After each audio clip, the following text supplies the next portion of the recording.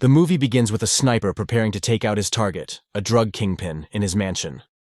The sniper is patient and watches as his target pulls up with his entourage of guards and has them wait outside a room where some cheeks are waiting for him to demolish. The sniper waits until he has his hopes and his willy up, before splitting his head wide open to the scream of the woman. In Springfield, Virginia, a soldier has his uniform laid out on the bed, a gun in his hand and dark thoughts on his mind. He looks over photos of his service in the army but can find no solace in them.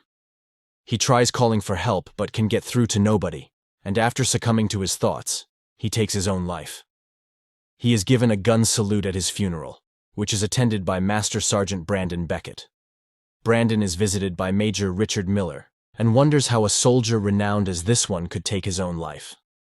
Brandon is worried that he may end up just like the soldier, but Major Miller tries consoling him, telling him that he is just an instrument of the government and should see it as such. Brandon preemptively declines whatever offer Major Miller is going to offer, knowing that his visit has a deeper meaning. Brandon thinks that he is not ready for whatever Major Miller will offer, but Miller indicates that Brandon's fitness evaluation said otherwise. He wants to deploy Brandon to Bogota, Colombia, to join an international task force overseen by the DoD and run by Brandon's father, Thomas Beckett. Brandon is reluctant, but Major Miller ignores his excuses and shows him a car parked nearby, telling him that his flight is already waiting. Without another word, Brandon accepts. Brandon arrives in Bogota, where he is being driven to the task force headquarters. The driver, Walsh, muses over his role as a Marine sniper and his 63 confirmed kills, and implies that a sniper's way of combat is not impressive, but Brandon ignores him. They arrive at the National Police headquarters where Brandon is greeted by Santiago, his new spotter, and Colombia's finest. Brandon is then taken to meet the head of the drug trafficking task force, Captain Hector Garza. He then comes face to face with his father Thomas, surprised that he came out of retirement. Captain Garza then gives Brandon a file of Jesus Morales, a powerful cartel leader, who has his hands in a wide variety of crimes. Morales has been elusive, never sleeping in the same place twice, and has a large network. After 10 years in hiding, Morales has resurfaced and has been taking out his rivals to regain control. One hit, however, has caught the eye of the task force. A sniper shot on the drug kingpin in the beginning, a shot which no ordinary sniper can make. They suspect that the sniper is military or retired, and his action could push Morales to the top. The task force has gathered intel on a location where they suspect Morales to be hiding out, and plan to grab him under the watchful eyes of Brandon to counter the sniper. At that moment, DEA agent Kate Estrada enters the room, pissed that the men started the meeting before she arrived. She is tasked with leading the mission on Morales, and indicates that the mission has been moved up a day to tomorrow. Brandon explains that he needs time to do recon and prep, but Kate ignores this, her mind set on either capturing or killing Morales tomorrow. She and Brandon talk after, with Kate wanting to ensure that Brandon is capable of watching her back for the mission. The next day, Brandon and Santiago, under full camouflage, are scouting out the area, worried that the wide-open space will make it hard to spot their sniper. Kate, Captain Garza, and the other tactical team pull up in full gear and get a satellite image of Morales' home. Back at the headquarters, Thomas is joined by DHS agent John Sampson, who doubts the accuracy of the intel they received and is worried that agents could be harmed. Thomas's hands are tied, though, as Kate is leading the OP and has already made her decision. The tactical team near the house and split up into different units to surround the building. Meanwhile, Brandon and Santiago are scanning the tree line, hoping to catch a glimpse of their target. Kate radios to him, confirming that the way is clear for their assault, and he tells them to proceed with caution. The different units begin to surround the house, still seeing no sign of anyone. Kate gives the go-ahead, and they all begin to close in on the house from all angles. The first team enters the house, but a massive explosion rips the house apart, killing multiple agents and injuring others. Garza is injured and Kate is about to help him, but the enemy sniper takes aim and shoots him in the leg, dropping him, and Brandon starts searching. Kate makes up her mind and runs to grab Garza. The sniper takes aim, firing a bullet that turns mid-air, ripping Garza's face to shreds. Santiago finds the sniper and Brandon takes aim, almost hitting him and sending him scurrying. Santiago and Brandon rush to the scene, helping Kate to her feet. She looks around in complete shock, while over the radios, Santiago reports Garza's death. The surviving members reconvene at the headquarters, where Agent Sampson demands to know what went wrong. Kate notes that it was a setup, and the team suspect that there may be a mole in the police force. Thomas tells them that the sniper is now a major problem, and based on his actions, he is a pro. Brandon then concludes that the sniper's target was actually Kate, and Garza just got in the way. Sampson suggests that they pull back from Morales as it is too dangerous, but Kate laments that all her hard work will go down the drain. Brandon asks them for 48 hours more to track down both Morales and the sniper, and Thomas agrees. After the meeting, Thomas warns Brandon to keep his eyes open as the sniper knows everything about him.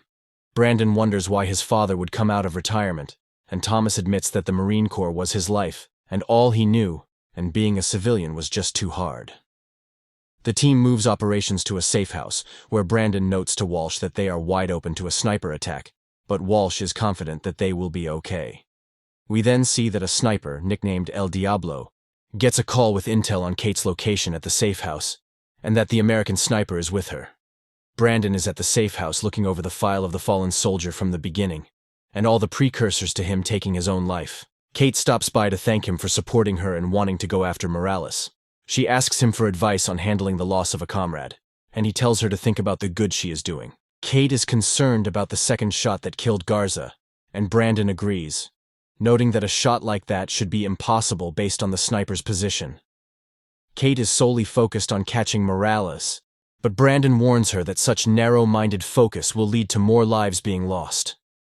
Kate angrily leaves the room, but in the elevator, she breaks down crying, recalling the tragedy she endured. That night, Brandon is looking up information on precision-guided projectiles, radioing to Santiago, who is on the roof, to keep his eyes open. Kate heads over to a bar where two thugs try groping her, wanting to talk, but she easily puts one down. She meets with Father Carlos, a close friend, who advises her to stop her pursuit of Morales, or more people will die. But Kate insists that she must take Morales down.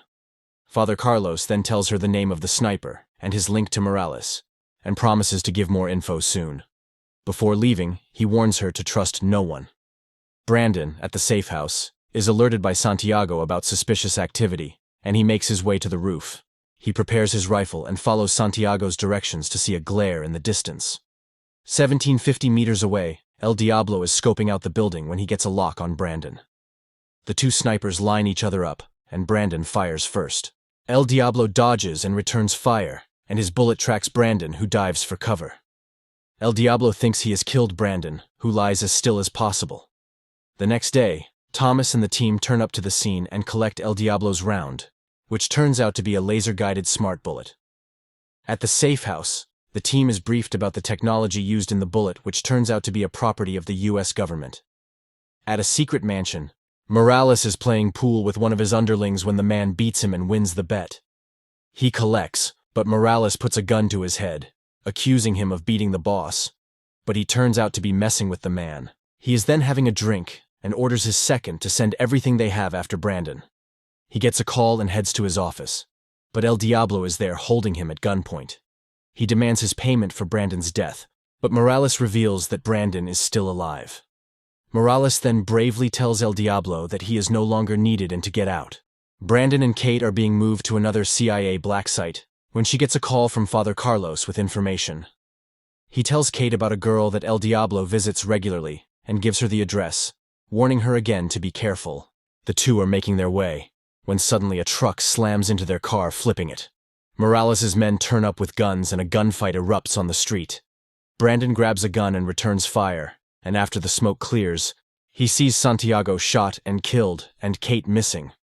He sees the address that Father Carlos sent to her and decides to go after her.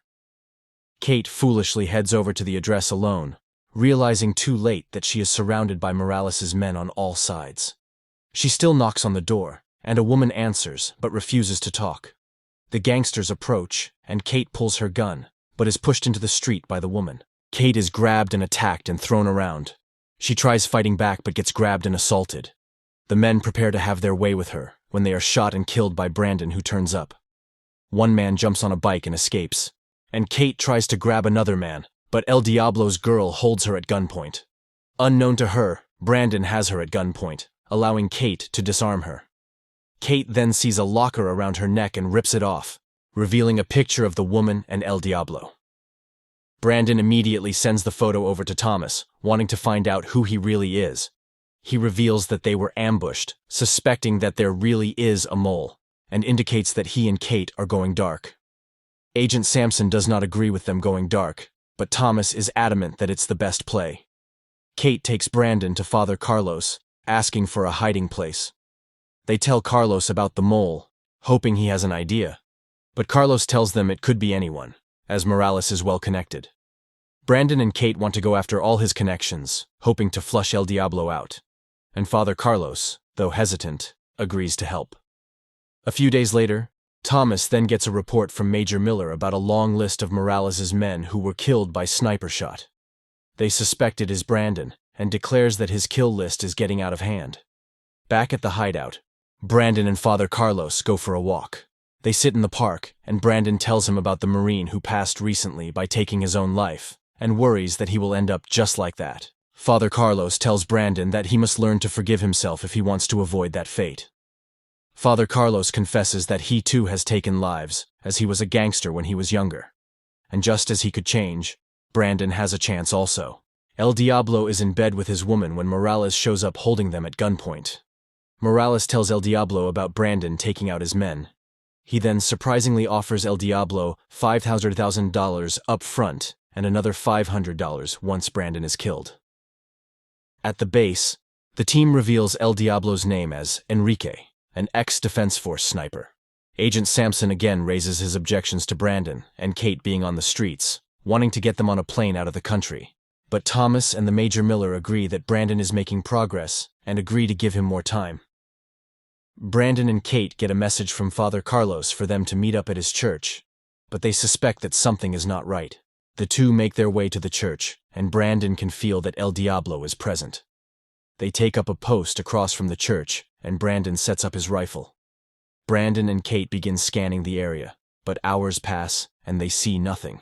After a while, they spot Morales' men pull up doing something, and when they leave, Kate is shocked to see Father Carlos hanging from a tree. Kate wants to go and help, but Brandon warns her that El Diablo is watching, and nearby. He is watching keenly for his shot. Brandon calms himself and manages to shoot the rope holding Father Carlos, but this gives away his position and El Diablo fires on him. Father Carlos manages to get free, but El Diablo kills him right there. A massive funeral is held for Father Carlos the next day, with Kate and Brandon in attendance. Brandon spots one of Morales' men, who sees him and takes off running. Brandon gives chase and manages to corner him. The man pulls a knife, but Brandon disarms him. The man is shaken up by Father Carlos's death and is scared to help them, but Brandon promises to protect him. With his location given up, Kate's team pull up to Morales' hideout and manage to take him into custody without a fight. Kate confronts him about killing Father Carlos and promises to make his life hell. Morales will be transported to the U.S. to face trial, and Brandon worries that El Diablo will not allow him to make it there alive. El Diablo is able to make it into the U.S. undetected. Meanwhile, Morales is brought into protective custody.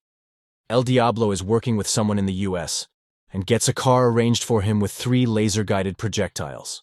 The team prepares to bring Morales to trial and lead him to the convoy with a bag over his head. Brandon gets to his position when he reveals to Sampson that the man in the hood is actually fake, and the real Morales will be moved in a cleaning van. El Diablo has set up at his position awaiting the convoy when he gets a text. The cleaning van then leaves out later, and as it comes into range of El Diablo, he fires, ripping the van apart. A few gangsters then arrive in cars and also open fire on the van. Brandon and his team open fire on the gangsters, hoping to draw more fire from El Diablo. He fires another shot to finish off the van, but Kate is able to get a lock on him.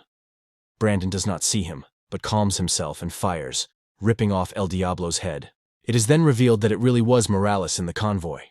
Sampson is shocked that the van is empty, and Brandon and the team turn on him and hold him at gunpoint.